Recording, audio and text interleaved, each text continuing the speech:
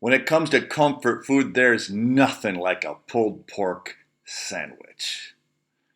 You start with pork shoulder. Here in Gabon, we just buy it in the frozen food locker, cut it up into chunks about the size of your fist, a little bit larger, put on some Pappy's choice seasoning that Iyla Alves gave me. It always helps if you have a baby crawling around in the Tupperware area. Now we're just going to put some fire on the burner, going to get us a no-stick pan, pour a little bit of oil in the bottom of it, because you're going to fry and saute a lot of this pork. And beef, if you're using beef as well. Both work very well. It doesn't matter which one you have. They both work excellently. Pork is a bit more tender, but if you're a beef person from Texas, then you'll want to do it that way. So I'll put this seasoning, Pappy's seasoning, on my chunks of pork and then just lay them in the frying pan. They look good enough to eat just like they are, but it's not advisable. Big chunks, you're only going to sear the outside because the pressure cooker doesn't actually give color to meat. And we want it to have a little bit of a look like it's been on the grill, on the barbecue grill. In this case, we're just going to saute it in the pan. Now, I don't know if I need to even give a commentary here. You can see for yourself. Isn't that a lovely sound? If you could only smell it. My goodness. Absolutely delicious.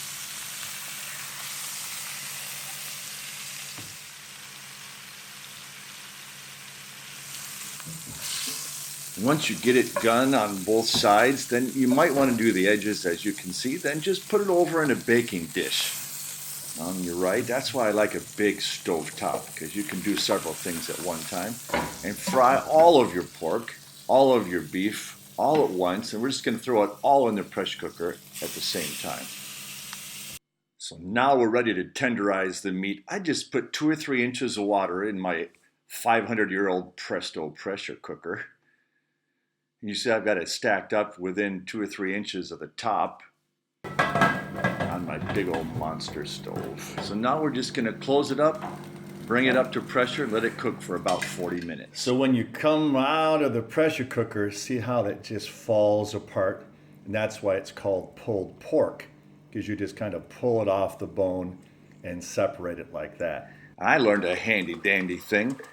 The best way to separate this silly stuff, just throw it in your KitchenAid food processor for about 10 seconds. That's all it takes. You don't even have to pick it apart. And it is just perfect. And here's the meat. Good gravy. It's just tender as possible. You can just grab it with your fingers, stuff it in your mouth if you feel like it, or be delicate and put it inside of a hoagie roll like this. We're going to cut open our hoagie roll here. And then we're going to put some of that pulled pork right in the middle of that hoagie roll. You wouldn't like this, by the way. It's probably not at all good. But we're going to try it on Iyla Alves, because Lance is a great food tester. He and I have the same food values. Maybe a little bit more pork in there. Okay, so now let's get some barbecue sauce. Mamma mia. So Lance, this is the moment of truth. We want you to put the barbecue sauce on the hoagie roll. Okay, here we are. Because it's probably not going to be any good whatsoever. Oh, be generous. Be generous. Very generous. No. More? Oh, yeah. Just like a little. Yeah. It's not like mustard. I mean, barbecue sauce has to be generously applied. Okay. Now, take a bite of it.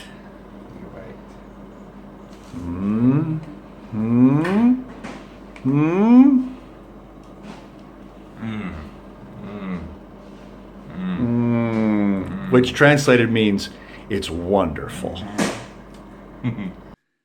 Then I like to conserve this stuff, so I'll put it in canning jars. So you take the liquid from the bottom of the pressure cooker, and you take this meat, put it all together in a pressure cooker. My, is it so good. And here's what 25 pounds of pork and beef looks like. I sure hope you enjoyed our presentation of pulled beef and pork. Stay tuned to my YouTube channel for more delicious stuff.